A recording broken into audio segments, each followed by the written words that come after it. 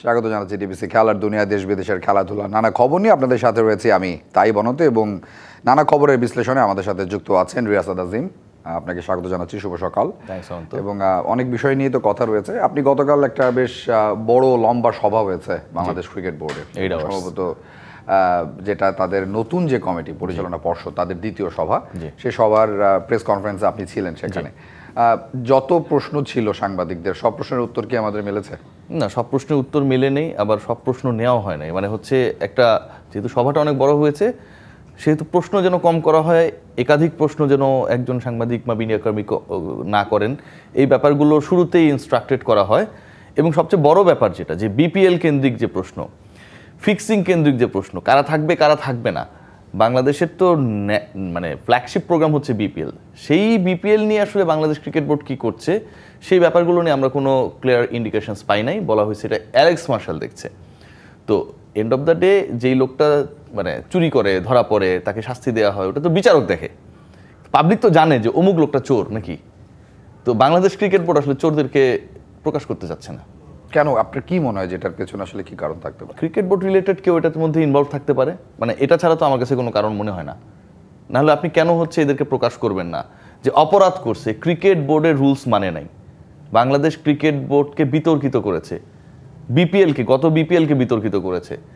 মানে আপনার ব্র্যান্ড ভ্যালুকে যে নষ্ট করেছে তাকে আপনি প্রোটেক্ট করছেন, ইন্টারেস্টের জায়গাটা কোথায়? কিন্তু তারা বলছেন যে, মানে বিসিবি বলছেন যে তারা তো প্রুভেন অপরাধী নন, মানে তাদের বিরুদ্ধে অভিযোগ রয়েছে, কিন্তু যেহেতু প্রুভেন না, এ করে নাম প্রকাশ। শেখ হাসিনার বিরুদ্ধে তো এখন পর্যন্ত একদম সব মামলার রায় হয় নাই। আপনি কি ভালো মানুষ বলেন তারে?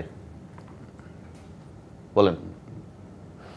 সো আপনি বলছেন যে কোথাও না কোথাও আসলে একটা গুমট রয়েছে যেটা নিয়ে। হ্যাঁ, সেটাই। মানে আপনি তদন্ত কমিটি করেছেন, তারা রিপোর্ট দিয়েছে, তাহলে তো ওই তদন্ত কমিটিও কোনো গুরুত্ব বহন করে না, গুরুত্বহীন হয়ে গেল। তদন্ত কমিটি যদি রিপোর্ট দিয়ে থাকে, সেই তদন্ত কমিটির রিপোর্টকে কি আপনি কি উপেক্ষা করবেন? সেই তদন্ত কমিটি 900 পৃষ্ঠায় কি লিখেছে কি যে কিভাবে এই ঘটনাগুলো ঘটেছে সেটা লিখেছে। শুনুন, বাংলাদেশ ক্রিকেট বোর্ড একটা দল পাঠিয়েছিল ওয়ার্ল্ড কাপে, আমার একটা স্টোরি আসবে সামনে সিরিয়াসলি। এবং সেই ওয়ার্ল্ড কাপে ইন্টারেস্টিংলি সাবেক এক ক্রিকেটার আরেক ক্রিকেটারের হোয়াটসঅ্যাপে ভয়েস নোট পাঠায় ফিক্সিং করার জন্য। সেই ক্রিকেটার যখন টিম ম্যানেজারকে সেটা জানায়, টিম ম্যানেজার বলেছে তুমি এটা কাউকে বইলো না, আকসুকেও বলবা না, চেপে যাও। ক্রিকেট বোর্ডের ভেতরে ক্রিকেট বোর্ডের appointed team manager during the world cup এই কাজ করেছে। ক্রিকেটার স্বীকারোক্তি দিয়েছে এই ব্যাপারে, ঘটনা সত্য। সো আমি কোনো আসলে ট্রাস্টের জায়গা পাচ্ছি না। আমরা প্রতিবেদন দেখবো কালকের যে সভা ছিল সেটা নিয়ে, কিন্তু তার আগে একটু আপনার কাছে জানতে চাই, আপনি সাকিব আল হাসানকে নিয়ে কালকে একটা লম্বা কোয়েশ্চেন করেছেন, যেটার উত্তর দিয়েছেন আসিফ আকবর। আপনি যে প্রশ্ন করেছেন সেই প্রশ্নটাও আপনার মুখ থেকেই শুনি, সেটার উত্তরটা পেয়েছেন কিনা সেটা একটু জেনে নিই। মানে উত্তর আমি পাইনি। প্রথম কথা যেটা, মানে আমাদের ক্রিকেট বোর্ডে বলা হয় কি, ধরেন বাংলাদেশ দল খুব ভালো করেছে, তখন বলা হয় যে এটা আমাদের দল, অমুক আমাদের প্লেয়ার আমাদের গর্বিত করেছে, আমাদের মান সম্মানদের ইঞ্চি উঁচু করে দিয়েছে, তাই না? এই আলোচনাগুলো করা হয়, সকল বোর্ড ডিরেক্টররা ক্রিকেট বোর্ডে চলে আসে, কারণ তারা জানে আমরা আমাদের ওই হ্যান্ডেল নিয়ে দৌড়াবো তাদের পিছু পিছু, যে ভাই কিছু একটা বলে দেন, ঠিক কিনা বলেন। তো ক্রিকেট দল যদি ভালো করে, এইটার সাকসেস নিয়ে তো শুধু ক্রিকেট অপারেশনসের কথা বলা দরকার, তাই তো? ডিসিপ্লিনারি কমিটি কিংবা হচ্ছে মেডিকেল কমিটি কিংবা ডেভেলপমেন্ট কমিটি, এদের তো কথা বলার দরকার নেই। ন্যাশনাল টিম তো ডিল করে হচ্ছে ক্রিকেট অপারেশন সাধারণত। আপনি অনেক বছর সাংবাদিকতা করেন, মধ্যে 15 ইয়ার্স, তখন কিন্তু আপনি সবাই ওই মুখরোচক আলোচনায় থাকার জন্য সেখানটায় যান। কিন্তু সাকিবকে কেন্দ্র করে যে বিশৃঙ্খলা তৈরি হচ্ছে, তখন ওই প্রশ্ন করলে বলা যে এটা ডিসিপ্লিনারি কমিটি দেখবে। এইরকম যখন অবান্তর উত্তর দেওয়া হয়, এটাকে আমি কোনোভাবে অ্যাকসেপ্ট করি না। ক্রিকেট বোর্ডের আপনি পরিচালক, মানে ক্রিকেট বোর্ড আপনার, পুরো বাংলাদেশ জানে সেদিন কি ঘটেছিল। আপনার ক্রিকেট বোর্ডে এটা আলোচনা করবেন না? আয়োজনটা কার, ডিসিপ্লিনারি কমিটির নাকি ক্রিকেট বোর্ডের? যখন একটা দ্বিপাক্ষিক সিরিজ হয়, এটা তো বাংলাদেশ ক্রিকেট বোর্ডের আয়োজন। যে মানুষটা ক্রিকেটার সাকিবকে সাপোর্ট করতে গেছে, এবং ক্রিকেট বোর্ডের ডিরেক্টররা বলছে ক্রিকেটার সাকিবের অনেক অবদান, পলিটিক্যাল সাকিবকে আমরা পছন্দ করি না, আমরাও করি না, আমিও করি না, আপনিও করেন না, রাজনীতিবিদ সাকিবকে তো আমরা কখনো দেখিনি, চাইও নি, তাই না? এখন ক্রিকেটার সাকিবকে ধরেন 10 বছর 12 বছরের একটা বাচ্চা, যে ধরেন আরো 3 বছর 4 বছর থেকে ক্রিকেটার সাকিবের ভক্ত, ও আওয়ামী লীগ বিএনপি চেনে না, ওই প্ল্যাকার্ডটা নিয়ে গেছে, আর আপনার আইন শৃঙ্খলা রক্ষাকারী বাহিনী ওটা ছিঁড়ে ফেলছে। আপনি কি বিদ্বেষ ছড়াচ্ছেন না ভাই? সো এই ব্যাপারগুলো কিন্তু ক্লিয়ার হওয়া দরকার, যে ছোট্ট বাচ্চাটা এখন যারা আমাদের এই অনুষ্ঠানটা দেখছে তাদেরও অনেক সন্তান রয়েছে না, সাকিব আল হাসান বলতে অন্যরকম, তামিম ইকবাল বলতে অন্যরকম, মুশফিক মাহমুদুল্লাহ বলতে অন্যরকম। ওরা তো পলিটিক্সের পিও বোঝে না রে ভাই। তো তারা তো ওই ক্রিকেটার সাকিবের জন্যই তো মাঠে ধরেন গেছে বা তাকে সাপোর্ট করতে, সেই কেন নাই মিস করতেছি, এটার সাথে পলিটিক্সের কি সম্পর্ক এটা বুঝেই না। তো আপনি পুরো বিষয়টাকে আসলে পজিটিভলি দেখছেন না। আয়ারল্যান্ড সিরিজের ব্যাটিং কোচ মোহাম্মদ আশরাফুল একটা সিরিজের জন্য নিয়োগ পেয়েছেন রিয়াসাত, এবং আশরাফুল সম্পর্কে কালকে অনেকেই কথা বলেছেন, পাইলট কথা বলেছেন, আব্দুর রাজ্জাক কথা বলেছেন। কথার মূল যেই ভাববস্তু সেটা হচ্ছে মোহাম্মদ আশরাফুল কোচিং ক্যারিয়ারটা দীর্ঘতর করছেন। রংপুর রাইডার্সের তিনি সহকারী কোচ হিসেবে ছিলেন, বা প্রধান কোচ হিসেবে, সহকারী কোচ ছিলেন সম্ভবত। এখন বরিশাল বিভাগের প্রধান কোচ হিসেবে কাজ করছেন। তার লেভেল 3 কোচিং কোর্স করা আছে। এইসব বিষয় এনে তার এক্সপিরিয়েন্সকে টেনে নিয়ে এসে তাকে বাংলাদেশ জাতীয় দলের কোচ করা হলো, উইচ ইজ ফাইন, আমি মনে করি ঠিক আছে। কিন্তু ওভারঅল এমন স্পেকুলেশন বা এমন কথাও বলা হচ্ছে যে মোহাম্মদ আশরাফুলের যে experience, that is not enough for the national team duties. সেই দিক থেকে মানে প্লাস মাইনাস করে আপনি আসলে পুরো বিষয়টাকে কিভাবে দেখেন? আমার কাছে মনে হয় যে মানে ধরেন মোহাম্মদ আশরাফুলের এক্সপিরিয়েন্স জাতীয় দলের জন্য এনাফ না অ্যাজ এ কোচ। হ্যাঁ, এখন আশরাফুল যদি অস্ট্রেলিয়ার কোচ হইতো তাহলে আমি এটা বলতাম, বাংলাদেশ জাতীয় দলের ব্যাটসম্যানরা 100 রান করতে পারে না, এদেরকে আপনি কি কোচ দিবেন? এরা 30 ওভার খেলতে পারে না, এদেরকে আপনি ম্যাথু হেডেনারে দিবেন? এদেরকে তো একটু 150, 200 এগুলো তো আপাতত করা দরকার। সো আপনি ব্রিলিয়েন্ট টিচার, মানে একদম সুপার ব্রিলিয়েন্ট টিচার খোঁজ করবেন, কিন্তু হচ্ছে একদম সুপার ডাল স্টুডেন্টের জন্য না, সুপার ব্রিলিয়েন্ট স্টুডেন্টের জন্যই। আমরা বলি না ঢাকা ইউনিভার্সিটি বুয়েটের টিচার অনেক ভালো, কেন? কারণ ওখানকার স্টুডেন্টরা অনেক ভালো। বাংলাদেশ দলের স্টুডেন্টরা তো হচ্ছে আপনার ধরেন মানে জাতীয় বিশ্ববিদ্যালয় পর্যায়ে ধরেন বা আরও নিচে, মেধার ক্রম যদি বলি, আমি কাউকে ছোট করতেছি না। সো ওইখানটায় Ashraful is more than enough আমি মনে করি।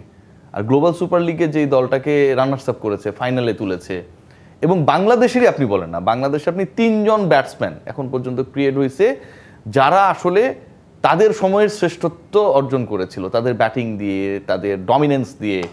এই 3 জনের মধ্যে ইউ হ্যাভ টু পিক, যারা অবসর নিয়েছে, মুশফিকুর রহিমকে আমি কাউন্ট করবো না, মুশফিকুর রহিম স্টিল প্লেয়িং, সাকিব আল হাসান, তামিম ইকবাল, আশরাফুল। সাকিব তামিম এটার মধ্যে আসবে না। So why not you should give chance to Ashraful. আমার কাছে মনে হয় যে সুযোগটা দেয়া হয়েছে এটা আসলে মানে অ্যাম্পেল অপরচুনিটি না অনন্ত। কারণ আপনি সালাউদ্দিনকে ইয়ারলি 1 কোটি টাকার বেশি পে করছেন, এবং তিনি আপনাকে পে করছে হচ্ছে বিলো 100-এ অল আউট হয়ে যাওয়ার যে এক্সপিরিয়েন্স, তার ব্যাপারে আপনি কোনো ডিসিশন নিচ্ছেন না। আপনি একজনকে ব্যাটিং কোচের দায়িত্ব দিলেন, এমন না যে স্টাবলিশড অবস্থায় রয়েছে বাংলাদেশের ব্যাটিং করার, হ্যাঁ, একটা ভঙ্গুর অবস্থায়, যে একটা সিরিজের জন্য। এটাও কাইন্ড অফ আমার কাছে মনে হয় যে একটা মানে ফাইজলামি টাইপের, যে আপনি আশরাফুল কেন, যে কাউকে আপনি দায়িত্ব দেন, একটা সিরিজের জন্য যখন আপনি দেবেন, এটা কোনোভাবে ওয়ান অফ সিরিজে কি করলো না করলো, এটা আপনার পারফরমেন্স, আপনার মানদণ্ড, আপনার কোয়ালিটি বিচারের জন্য যথেষ্ট না। সেটা একটা লম্বা মানে দীর্ঘ সময় ধরে 3টা সিরিজের জন্য আপনি দেবেন, অ্যাটলিস্ট আপনি 3টা সিরিজের জন্য দিবেন। আপনি একটা সিরিজের থেকে কি বুঝবেন? বাংলাদেশ খেলবে আয়ারল্যান্ডের সাথে, ধরেন বাংলাদেশ ফাটিয়ে খেললো, আয়ারল্যান্ডের সাথে ফাটিয়ে খেলারই কথা। আপনি কি তখন বলবেন যে আশরাফুল মানে পরের 2 বছরের কন্ট্রাক্ট পাবে? তা তো আপনি বলবেন না। আবার খারাপ করলে আপনি বলবেন যে ওর দ্বারা হবে না। সো আমার কাছে মনে হয় এটা নট ফেয়ার। একটা সিরিজের জন্য আপনি যদি কাউকে দায়িত্ব দেন, সুপার ব্রিলিয়েন্ট পারফরমেন্স করলেও সেটা গুড না, আবার যদি পোর পারফরমেন্স করে সেটাও অ্যাবসলিউটলি গুড না। আপনার টিম ডিরেক্টরের যে কালচারটা, সেটা বাংলাদেশ ক্রিকেটে আমরা দীর্ঘ সময় ধরে দেখছি।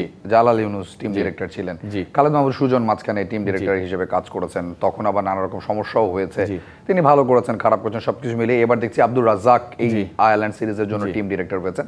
আমি গতকাল দেব চৌধুরীর একটা কন্টেন্ট দেখছিলাম, সেখানে দেব চৌধুরী বলেছেন যে আমিনুল ইসলাম বুলবুলের প্রতিনিধি হিসেবে আব্দুর রাজ্জাককে সিসি ক্যামেরা হিসেবে রাখা হয়েছে, কারণ আব্দুল রাজ্জাক যখন তখন মোবাইল বের করে দেখবে কি অবস্থা, রাজ্জাক ভাই জানাচ্ছে। জি, তো সেই জায়গা থেকে আব্দুর রাজ্জাকের ইনক্লুশনটা বাংলাদেশ দলে যেই একটা সিন্ডিকেট কাজ করে, বিকেএসপি সিন্ডিকেট বলেন, আপনিও এরকম প্রচুর কন্টেন্ট বানিয়েছেন, সিন্ডিকেট আছে অনন্ত, আপনি নিজেও জানেন সংবাদ, সেই জায়গাটা থেকে একটু জানতে চাই যে এই সিন্ডিকেটটাকে আদৌ আপনি বিশ্বাস করেন কিনা আছে, এবং সেই সিন্ডিকেটটা কিভাবে চলছে, বিকেএসপির প্রাধান্যর ফলে কি বাংলাদেশের ক্রিকেটের ক্ষতি হচ্ছে কিনা? না, অবশ্যই ক্ষতি হচ্ছে। এখানে বিকেএসপি সিন্ডিকেট চলে, এটা নিয়ে কোনো ডাউট নেই। বিকেএসপিকে আমি ছোট করছি না, কিন্তু আপনি যদি সিন্ডিকেট বাজি করেন, মানে আপনি অনেক ভালো শাসক কিন্তু আপনি অটোক্রেটিক ওয়েতে দেশ চালান, আপনি গণতন্ত্রে বিশ্বাস করেন না, আপনি ভালো না। বিকেএসপি অনেক ভালো জায়গা, অনেক কিছু ক্রিয়েট করেছে, বাংলাদেশি ক্রিকেটকে সমৃদ্ধ করেছে, কিন্তু সেখানকার একটা গ্রুপ এসে, হোল বিকেএসপিকে আমি বলছি না, এখানটা এসে গ্রুপিং করে, সিন্ডিকেট বাজি করে, আমার লোক ছাড়া, আমার প্লেয়ার ছাড়া খেলাবো না, বাকিদেরকে সাইজ করে দিব। This is bad. তো এই জিনিসটা তো চলছে। আপনি দেখেন Nazmul Abedin Fahim BKSP based, right, অনেক বড় দায়িত্বে রয়েছেন, ঠিক আছে। মোহাম্মদ সালাউদ্দিন বিকেএসপি বেসড, ওকে, এবং তারা যাদেরকে প্রমোট করে মোস্ট আর বিকেএসপি বেসড এবং একটা পার্টিকুলার ফ্র্যাঞ্চাইজি বেসড। এই আলোচনাটা কিন্তু শুধু আপনি আমি করছি না, সারা বাংলাদেশ করছে। বাংলাদেশে এখন দুইটা আলোচনার টপিক, একটা হচ্ছে সালাউদ্দিন জাকের আলী অনিক, আর একটা হচ্ছে জাতীয় নির্বাচন কবে হবে। আপনি খেয়াল করে দেখেন, এর বাইরে কিন্তু কোনো টপিক নাই। তো বাংলাদেশের ক্রিকেটকে সালাউদ্দিন কোন লেভেলে নিয়ে গেছে, যেখানটায় হচ্ছে ডক্টর ইউনূস, তারেক রহমান, এনসিপি, জামাত ইসলামী জড়িত, সেটার সাথে আমরা কম্পিটিশন দিচ্ছি, স্ক্রিন ভাগাভাগি করতেছি, তাই না?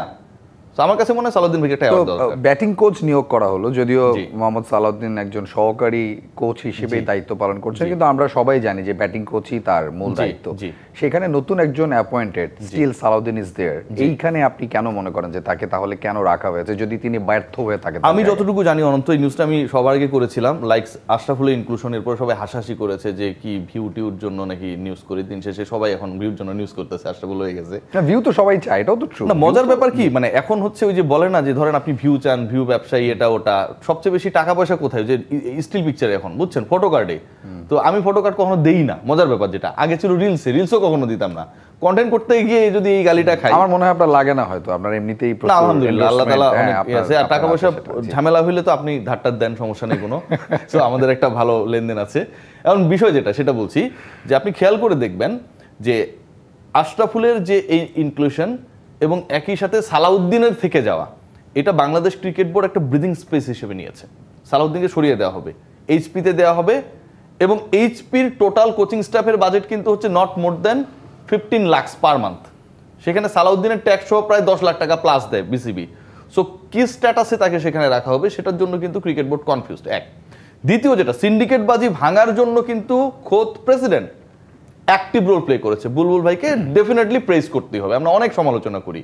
এই যে রাজ্জাক ভাইকে এখানটায় দেয়া হয়েছে, আমরা বলছি যে এটা মাইক্রোস্কোপিক চোখে দেখার জন্য, তিনি কি করছেন সবকিছু যেন সিসি ক্যামে আমরা যেমন দেখতে পাই, যা ঘটে অ্যাজ ইট ইজ, তাই না, দেখার জন্য। এর আগে তো সব হচ্ছে লুপ করে রাখা হয়েছিল, একটা প্লে করে দেওয়া হয়েছিল, ওইটাই দেখতেছিল, আসল ঘটনা তো রিয়েল পিকচার তো বুলবুল ভাইরা দেখতে পায় নাই। এবং একই সাথে আপনি খেয়াল করে দেখবেন, যখন এখানে কাউকে বসানো হচ্ছে বাধ্য হয়ে, তার মানে ওই সিন্ডিকেটের লাগামটা টানার চেষ্টা করা হচ্ছে। আমি এটাকে অ্যাপ্রিসিয়েট করি। নাজমুল হাসান পাপন ভাইয়ের সময় যে জিনিসটা হয়েছিল সেটা একটা ডিফারেন্ট হইতে হয়েছিল, বাট এখন যেটা হচ্ছে এটা বাধ্য হয়ে হচ্ছে, এবং এটা কোনো বিকল্পও নাই। সালাউদ্দিনকে অতি দ্রুত সরাতে হবে, এবং ক্রিকেট অপারেশনসের ব্যাক এন্ডে, মানে আমরা বলছি যে মানে এটার ব্যাক এন্ডে হচ্ছে আপনি 4-5জন পরিচালক কাজ করবে, জাতীয় দলে খেলা ক্রিকেটাররাও সেখানটায় থাকবে, সাবেক ক্রিকেটার, এটার দরকার নেই। আপনি ক্রিকেট অপারেশনস থেকে নাজমুল আবেদিন ফাহিমকে সরিয়ে অন্য একটা গুরুত্বপূর্ণ দায়িত্ব দেন, সম্মানের কাজ দেন। ওই জায়গায় উনি পারফেক্ট না রে ভাই। উনি যদি ওই জায়গাটা পারফেক্ট হতেন, আপনি খেয়াল করে দেখেন বাংলাদেশের র্যাঙ্কিং এই মুহূর্তে সর্বনিম্ন। ক্রিকেট অপারেশনস চেয়ারম্যান কে? নাজমুল আবেদিন ফাহিম। সালাউদ্দিন ভাই যতটা গালি খায়, ফাহিম ভাইও কিন্তু ততটাই ডিজার্ভ করে, কিন্তু গালি কিন্তু কম খায়, তাই না? বাংলাদেশ ক্রিকেট বোর্ডকে এই ব্যাপারগুলোকে অ্যাড্রেস করতে হবে। বুলবুল ভাই অনেক সুন্দর সুন্দর সুন্দর টার্ম বলে, টি20 ইনিংস, ঠিক আছে, miss hit, free hit, test innings, এবং আমাদের খুব সুন্দর লাগে যে বুলবুল ভাই কত সুন্দর করে গুছিয়ে কথা বলে। এন্ড অফ দ্য ডে যদি পারফরমেন্স অগোছালো হয়, ওনার সুন্দর গোছানো কথা কেউ শুনবে না। জি রিয়াসাত, আমাদের আরো অনেক আলোচনা রয়েছে আয়ারল্যান্ড সিরিজে আমরা কি করবো। এছাড়া আপনি তো এটাও জানেন যে লিগ বর্জনের দাবি জানিয়েছে 43 ক্লাব, সেটার এগেইনস্টে বিসিবিও একটা বিজ্ঞপ্তি দিয়েছে। আমাদের সাথে স্টুডিওতে রয়েছেন রিয়াসাত আজিম। রিয়াসাত, আমরা কি লিগে শিফট করবো না জাতীয় দল নিয়ে আরো কিছুক্ষণ? আচ্ছা, জাতীয় দল নিয়ে আরেকটু কথা বলি। আপনার আয়ারল্যান্ড সিরিজটা আসলে কি ইম্প্যাক্ট তৈরি করবে আমাদের? আমরা টেস্ট খেলি না, বেশ কিছুদিন সময় হয়ে গেছে, সেই টেস্টটা খেলবো। মুশফিক টেস্টে তার একটা মাইল ফলক হয়তো ছোবেন, আশা করছি ঠিকঠাক থাকবেন, সুস্থ থাকবেন।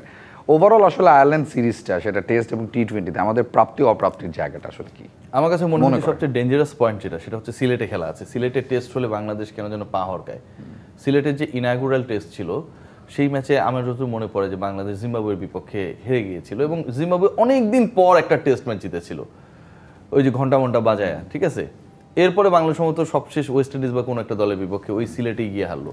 সো এমন একটা সিচুয়েশন ক্রিয়েট হয়েছে যে সিলেট ভেন্যুতে খেলা, মানে সিলেট ইজ এ ভেরি, মানে কি বলবো, বিউটিফুল ভেন্যু, বাট ওখানটায় খেলা হলে বাংলাদেশ স্পেশালি টেস্টে স্ট্রাগল করে। হ্যাঁ, এটাও কিন্তু সত্য। আবার একই সাথে মুশফিকের ১০০তম টেস্ট, এটা কিন্তু অনেক বড় মাইলস্টোন। মানে একজন ক্রিকেটারের নিবেদন কোন লেভেলে হইলে যে সে ১০০তম টেস্ট খেলতে যাচ্ছে, এবং পঞ্চপাণ্ডবের মধ্যে একমাত্র যিনি খেলে যাচ্ছেন। এক্স্যাক্টলি। এবং আজকে কিন্তু সকাল সকাল কিন্তু তিনি এনসিএল এ সেঞ্চুরিটাও মেরে দিয়েছেন, আপনারা সম্ভবত জানেন যে একটা ওই তার চিরায়ত যে শট পিছন পাশে বল মাইরা এরকম দেখলাম আমি আসার সময় মোবাইলে দেখি, হ্যাঁ স্কুপ কইরা সেঞ্চুরিও করেছেন, তারপর উদযাপন করেছেন, অ্যাগ্রেসিভ ছিলেন অনেক বেশি। সো এটা আমাদের জন্য অনেক বড়। মানে সচিন যখন তার লাস্ট ম্যাচটা খেলছিল, লাস্ট টেস্ট খেলছিল, ইনফ্যাক্ট 200 টেস্ট, মনে করতে পারেন স্টার স্পোর্টসের পুরো ব্র্যান্ডিংটা ছিল হচ্ছে সচিন রমেশ টেন্ডুলকার দিয়ে। যখন বাউন্ডারি হচ্ছিল, যখন ছয় হচ্ছিল, সব কিছুতেই চারপাশে ওই সচিন টেন্ডুলকার একটা ব্র্যান্ডিং দিয়ে ওরা ইয়ে করেছিল। বাংলাদেশের কিন্তু মুশফিকুর রহিম ভারতের সচিনের থেকে আমি কোনোভাবেই কম বলবো না। কেন বলবো না? আপনি রানের পরিসংখ্যানের অ্যাচিভমেন্টের হিসাবে অনেক পিছিয়ে, এটা তুলনায় চলে না।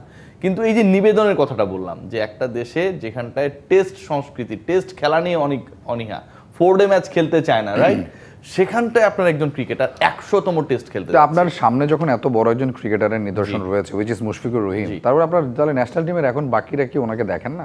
বাকিরা তো কখনোই ওনাকে দেখার চেষ্টা করেনি। মুশফিকুর রহিমকে যদি কেউ দেখার চেষ্টা করতো, গত 15-20 বছর থেকেই দেখার চেষ্টা করতো। মুশফিকের প্রিপারেশন, মুশফিকের প্রস্তুতি, মুশফিকের নিবেদন সবকিছু কিন্তু অন্য সবার থেকে আলাদা। এবং জাতীয় দলে আপনি যদি এই মুহূর্তের ক্রিকেটারদের দেখেন, আপনি অন্তত আরো 2-3জন ক্যারেক্টার পাবেন যাদেরকে আপনি অনুসরণ করতে পারেন আপনাকে চেঞ্জ করার ক্ষেত্রে। আপনি যে ফরম্যাটে রয়েছেন সেই ফরম্যাট থেকে একটা বেটার ফরম্যাটে যাওয়ার ক্ষেত্রে। একটা সময় তাসকিন আহমেদকে নিয়ে মনে হচ্ছিল না যে শেষ হয়ে গেছে, ক্যারিয়ার প্রথম 8-9 বছরে কিছুই করতে পারেনি 2014 ডেবিউর পরে। বাট কোভিডের পরে তাসকিন কিন্তু is a different kind of cricketer. হয়তো লাস্ট সিরিজটা ভালো যায়নি। সাইফকে আপনি চিন্তা করতে পারেন যে এই সাইফ যে এরকম এক্সপ্লোসিভ সাইফ হতে পারবে, এটা আমি আপনি কি ভেবেছিলাম? কখনো ভাবি নাই। বাট লাস্ট 3 মান্থসে সাইফ সেটা দেখিয়েছে, সেটা গত 3 বছরের প্রিপারেশনে। সো এক্সাম্পলসগুলো কিন্তু ইজ দেয়ার, এগুলোকে কেউ নেয় না। সবাই চিন্তা করে যে শামীম পাটোয়ারি চিন্তা করে কোনো টেনশন নেই, আমি বাইরে হয়ে গেছি, জাকের ভাই তো এরপরে খারাপ করলে তার জায়গায় আবার আমি চলে যাব, ঠিক আছে, সোহান তো আবার ইনজুরিতে, সো কোনো টেনশনই নেই আমাদের, 5 আর 6 আমাদের জায়গা। আমি এক্সাম্পল দিচ্ছি, আমি বলতেছি না যে সে এই রাইট চিন্তাটা ওই করতেছে, জাস্ট একটা এক্সাম্পল দিয়ে বলছি। আমাদের এই জায়গাগুলো থেকে বের হইতে হবে। আমাদের টপ অর্ডারে সৌম্য সরকারকে খেলানো হয় না, কেন জানেন? কারণ টপ অর্ডারে গুরুত্বপূর্ণ একজন ক্রিকেটার, দলের ধরেন লিডারশিপ গ্রুপের, তিনি ইনসিকিউর ফিল করতে পারেন। সৌম্য যদি ভালো করে ফেলে তাহলে তার জায়গাটা স্ট্যাবল থাকবে না, আপনি নেবেন না তাকে। জাকের আলী অনেক, আপনি খেয়াল করে দেখেন যে বাংলাদেশ সবশেষ যখন খেললো আপনার আফগানিস্তানের বিপক্ষে, টি-20তে দলে রাখছেন আপনি সোহানকে, বাট তাকে ফিল্ডিং করাচ্ছেন, কিপিং করতে দিচ্ছেন না। এই যে মিন মেন্টালিটি, এবং কোচিং স্টাফ, ম্যানেজমেন্ট, ফাহিম ভাই, এরা কেউ কোনো কিছু করতে পারে না। দলটা তো এইভাবে নষ্ট হয়। There should be some strict traditions, যে এটা মানে এটাই করতে হবে, সেই জিনিসটা এখানটায় নেই। এবং সেই জিনিসটা না থাকাটাই এখানে একটা কালচারে পরিণত হয়েছে। জাকির আলী অনেকের জায়গায় যদি আপনি থাকতেন এখন, জি, কি করতেন আসলে আপনি? What would be your step? Jaker Ali অনেকের জায়গায় যদি আমি থাকতাম এখন, প্রথমত আমি চুইংগাম কম খাইতাম, বুঝছেন, এটা কিন্তু বাড়াই দিছিল মাঝখানে। মানে জাকের আলী অনেকের শুরুর জাকের আলী অনেক ছিলেন আমাদের রূপাইয়ের মতো, মুস্তাফিজ যেমন শুরুতে যেমন ছিলেন এখনো তেমন আছেন, কিন্তু পরবর্তীতে তিনি আর্নল্ড শোয়ার্জনেগার হয়ে গেলেন, ঠিক আছে, চুইংগাম খান, চুল যেমন কেমন করে ইয়ে করেন, হ্যাঁ, জুব্বা মুব্বা সানগ্লাস পরে, মানে বোঝা যায় যে আসলে শো অফটাকে ইয়ে করে। তো জাকের আলী অনেকের কোন শোটা মানুষ দেখতে চায়? ছক্কা মারার শো দেখতে চায়, 4 মারার শো দেখতে চায়, উদযাপনের শো দেখতে চায়। ভুং ভাং তো রাস্তাঘাটেও আমরা বহুত লোকজন দেখি না? এই যে একটু পরে ডিবিসি থেকে আমি বের হবো, দেখবেন রাস্তার মধ্যে অনেক স্মার্ট পোলাপান ঘুরতেছে। তো আমার জাকেরে দেখার দরকারটা কি? ও কিন্তু এটা বোঝে না, ম্যাক্সিমাম ক্রিকেটার এটা বোঝে না। যেই জায়গায় তাদের আমরা দেখতে চাই সেই কাজটা তারা করে না। রাইট। 43টা ক্লাব বলেছে যে তারা লিগ বর্জন করতে চায়। 43টা ক্লাব যদি আপনার 4টা কাঠামো, 4টা স্তরের লিগে না থাকে, আপনার তো ক্রিকেট কাঠামোই নাই তো কিছু। তাহলে ক্রিকেট কাঠামো প্রথমত নাই। আর বিসিবি দেখেন কি খুব ইন্টারেস্টিং, যে এদেরকে বাদ দিয়ে দিবে, এটা করবে ওটা করবে। হ্যাঁ, সংবাদ সম্মেলনে যখন এই প্রশ্নটা উঠেছিল তখন আবার তারা ওই স্ট্যান্সে কিন্তু কনফিডেন্টলি থাকতে পারে নাই। গতকালকে সংবাদ সম্মেলনে আপনি যদি দেখেন, মজার ব্যাপার কি, 43টা ক্লাবের মধ্যে তামিম ইকবালের ক্লাব নাই। তামিম ইকবালকে আপনি এখনই ফোন করে জিজ্ঞেস করেন যে এই বোর্ডকে বা এই বোর্ডের নেতৃত্বের যে ডিসিশনসগুলো সেগুলোর সাথে তিনি কতটুকু একমত। আপনাকে বলবে যে আমার টিম ক্রিকেট খেলছে ক্রিকেটারদের জন্য, যেহেতু ক্রিকেটার ছিলাম আমি, সাবেক অধিনায়ক ছিলাম আমি, ক্রিকেটাররা মাঠে থাকুক সেটা আমি চাই, দ্যাটস ওয়াই খেলছে, বাট এই ক্রিকেট বোর্ডকে আমি মানি না। বিশ্বাস করেন, আমার সাথে কথা হয়েছে, তাই এই কথাই বলেছে। তার মানে 43টা ক্লাব মানে 43টা ক্লাব না। অনেকেই যে মোটামুটি হচ্ছে বগল বাজানো শুরু করে দিয়েছে তামিম ইকবাল এদের সাথে নাই, ঘটনাটা কিন্তু তা না। তামিমকে আমি আপনাকে বললাম শো শেষে মাঝখানে এখনো ফোন দিতে পারেন, ধরলে এই কথাই বলবে। সেকেন্ড পয়েন্ট যেটা, এই 43টা ক্লাবের মধ্যে কারা আছে? আবাহনী মোহামেডান আছে। এখন আবাহনী, মোহামেডান, রূপগঞ্জ এই টাইপের চ্যাম্পিয়ন ক্লাবগুলো, যেই ক্লাবে আপনার ন্যাশনাল টিমের 90% ক্রিকেটার খেলে, এদেরকে আপনি রেলিগেটেড করে দিবেন? কয়টা ক্লাবকে আপনি 43টা ক্লাবকে রেলিগেটেড করে দিবেন? মানে এটা কি মজা নাকি, ফান? তো সবচেয়ে বড় ব্যাপার কি, যে এই চিঠিটা ক্লাব দিয়েছে, আমার আপত্তির জায়গাটা অনন্ত, এই চিঠিটা যখন 43টা ক্লাব তাদের প্রতিনিধিদের স্বাক্ষরিত চিঠি, প্রেসিডেন্টদের স্বাক্ষরিত চিঠি বিসিবিকে পাঠায়, বাংলাদেশ ক্রিকেট বোর্ড ডিসিশন নিয়েছে, বাট তাদের সাথে একটাবার বসার জন্য ফিল করে নাই যে they are the part of Bangladesh cricket board, they are the heart of Bangladesh cricket board. তাদের সাথে আমাদের বসা দরকার, তাদের সাথে কথা বলা দরকার। সিসিডিএম এর আদনান সাহেব বলেন যে আমাদের একই পরিবার, এই গ্যাঞ্জাম হয়েছে, আমরা আবার ঠিক হয়ে যাব, ঠিক আছে, ওনার তো কর্মকাণ্ডের সাথে তো মিলল না। একই পরিবারে যদি গ্যাঞ্জাম হয়, একই পরিবারে আপনার কত ধরনের ঝামেলা হয়, যে আমি আর তোমার বাসায় থাকবো না, হ্যাঁ চলে যেতেছি, তারপর বলে আরে ভাই থাক, ঠিক হয়ে গেছে, চলে যাওয়ার পরও ফিরে আসে। আর আপনি সরাসরি বলে দিলেন যে আমি ওর ত্যায্য করে দিলাম। এটা কি কোনোভাবে আপনার ওই পূর্বের কথার সাথে মেলে? সো আমার কাছে মনে হয় যে Bangladesh cricket board they were ready যে আমরা এরকম একটা ডিসিশন নিবই। এই যে টেন্ডেন্সিটা ওয়ান স্টেপ ফরওয়ার্ড, আমার কাছে মনে হয় ইটস টু ব্যাড। এখন এটার সমস্যার সমাধানটা আসলে কোথায়? নির্বাচনের আগে থেকেই যারা ক্লাব বর্জন, মানে লিগ বর্জনের ঘোষণা দিয়েছে যে ক্লাবগুলো, তারা তো নির্বাচনটাকে অবৈধ বলে এসেছেন লম্বা সময় ধরে। সে নির্বাচন হয়ে গেছে, বোর্ড কাজ শুরু করে দিয়েছে, বাংলাদেশ দল তাদের প্রসেসে রয়েছে, সবকিছু কিন্তু নর্মাল হয়ে গেছে, কিন্তু ক্লাবগুলো তাদের জায়গা থেকে সরেনি। সেক্ষেত্রে লিগ যদি না হয়, এই সমস্যার সমাধান কিভাবে হবে আপনি দেখেন, এবং সমস্যার সমাধান না হলে বাংলাদেশের ক্রিকেটের কি হবে? সবকিছু নর্মাল হয়েছে বলার সুযোগ খুব কম। যেমন দেখেন, আপনি এখন পর্যন্ত বিপিএল এ যারা ফিক্সার এদের নাম প্রকাশ করতে পারেন নাই। আপনি তদন্ত কমিটি রিপোর্ট 28 তারিখে পেয়েছেন, প্রায় 10 দিনের কাছাকাছি হয়ে যেতেছে, আপনি এখন পর্যন্ত নাম প্রকাশ করেননি। এটা কি নর্মাল বলার সুযোগ আছে? এবং যারা অভিযুক্ত তারা এবারের বিপিএলও খেলবেন। এক্স্যাক্টলি, যারা অভিযুক্ত তারা এবারের বিপিএল এ মানে হচ্ছে মালিক হিসেবেও অনেকে অ্যাপ্লাই করেছে, এবং এমন দল রয়েছে, এমন প্রতিষ্ঠান রয়েছে যারা গতবারও ছিল, যাদেরকে নিয়ে ইন্টিগ্রিটি কমিটি যেটা 3 সদস্যের ছিল, তারা তাদের প্রশ্ন রেখেছে। প্রথম আলোতে আমরা রিপোর্ট দেখেছি, আমাদের মনিভাই রিপোর্ট করেছে, হ্যাঁ, যে ওই দলগুলো এবার হচ্ছে বিপিএল আসার জন্য রেডি হয়ে আছে। এখন আপনি যদি বলেন যে সবকিছু নর্মালাইজ হয়ে গেছে, নর্মালাইজ হয় নাই, প্রথম। দ্বিতীয় যেটা, আমি বিপিএল নিয়ে বলছি, এবার আসুন DPL, Dhaka premier league. Dhaka premier লিগের তো এখানে 12টা ক্লাবের মধ্যে 9টা ক্লাব খেলবে না। নর্মালাইজ করতে থেকে হইলো। আপনার ক্রিকেটে তো কেউ খেলতে চাচ্ছে না। ক্রিকেট বোর্ডের অনেক কিছু হইতে পারে, সুইমিং পুল বানাইতে পারে, একাডেমি বানাইতে পারে, জিমনেশিয়াম বানাইতে পারে, হ্যাঁ, ক্রিকেটারদের বেতন গতকাল বাড়িয়েছে, সেটা করতে পারে। এইগুলো তো নর্মাল না। ক্রিকেট বোর্ডের সবচেয়ে নর্মাল কর্মকাণ্ড হচ্ছে ক্রিকেটটা যেন মাঠে ঠিক থাকে, ডোমেস্টিক ক্রিকেটটা ঠিক, ডোমেস্টিক ক্রিকেট যেন ঠিক থাকে, ফ্ল্যাগশিপ প্রোগ্রামগুলো যেন ঠিক থাকে, সেটা তো নর্মাল না। আপনার এমন কোচেস আপনি নিয়োগ দিয়ে রেখেছেন যে আপনাকে রেজাল্ট এনে দিতে পারছে না, এটা তো নর্মাল না। আপনি ফিক্সারদের নাম প্রকাশ করতে পারছেন না, এটা তো নর্মাল না। সো আমার কাছে মনে হয় অ্যাবনর্মালি কিছু কিছু জায়গা এখন পর্যন্ত রয়ে গেছে।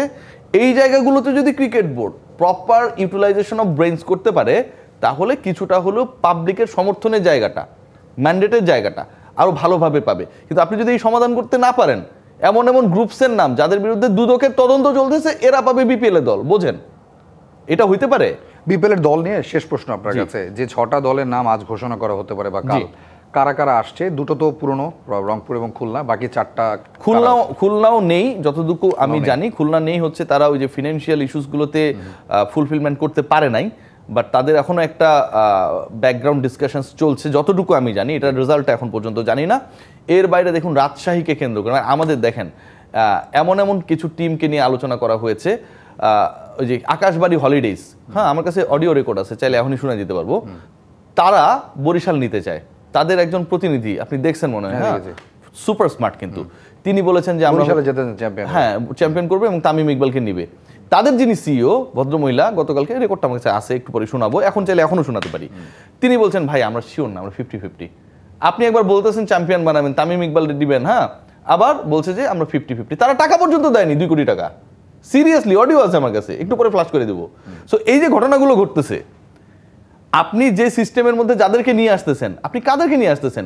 গতবার ঢাকার দায়িত্বে যারা ছিল, প্রথম আলো রিপোর্ট কি বলেছে যে সন্দেহভাজনদের একটা বড় অংশ সেখানটায় ছিল, তারা তো এবার আসছে। আপনি কোন একটা গ্রুপকে আনছেন যারা হচ্ছে ইসলামী ব্যাংকগুলোকে ফোকলা করে দিয়েছে। ট্রাভেল এজেন্সিরা এখানটায় আসছে। সো বাংলাদেশের ক্রিকেটে ইনভেস্ট কিন্তু এমন কেউ করছে না যে ওই যে থাকে না, আপনারা তো একটা গ্রুপের আন্ডারে, এরকম কোনো গ্রুপ, সিটি গ্রুপ, বিভিন্ন গ্রুপ রয়েছে, বড় বড় টাকাওয়ালারা রয়েছে, এরা কিন্তু এখানটায় আসছেন, আপনি অ্যাপ্রোচ করতে ব্যর্থ হয়েছেন। আসছে কারা? আসছে হচ্ছে ভুইপুর কিছু লোকজন, এবং গতবার এই ভুইপুররা কিন্তু একদম ফোরা হয়ে জি, উঠেছে। আর কাদের আপনি নাম শুনেছেন যারা আসবে? ওয়ালটন কি ঢাকা ফ্র্যাঞ্চাইজি নিচ্ছে এবার? এটা নিয়ে তো কাহিনী আছে, বলা হচ্ছে রিমার খারলান হচ্ছে ওয়ালটনেরই যে কয়েকজন ভাই রয়েছেন, সেই একজন ভাইয়ের হচ্ছে কোম্পানি। সো আপনি কোনো না কোনোভাবে এই সম্পর্কটা আপনি বের করতেই পারেন, এটা একটা জায়গা রয়েছে। সবচেয়ে বড় প্রশ্নের জায়গা, তারা যাদেরকে পরিচালনার জন্য দায়িত্ব দেয়, মিস্টার এম, ঠিক আছে, এই লোকটা ভাই প্রচন্ড বদমাইশ, আপনিও তারা চিনেন। তো এরকম লোককে দিয়ে যদি আপনি বিপিএল এ দল নেন, বিপিএল এবং আপনার দুজনেরই মানিজ্জত কিন্তু হচ্ছে ঢিলা হয়ে যাবে। জি, thank you so much Riyaz, আমার সাথে যুক্ত হয়েছেন। নিশ্চয়ই আবার আপনার সাথে কথা হবে, দেখা হবে।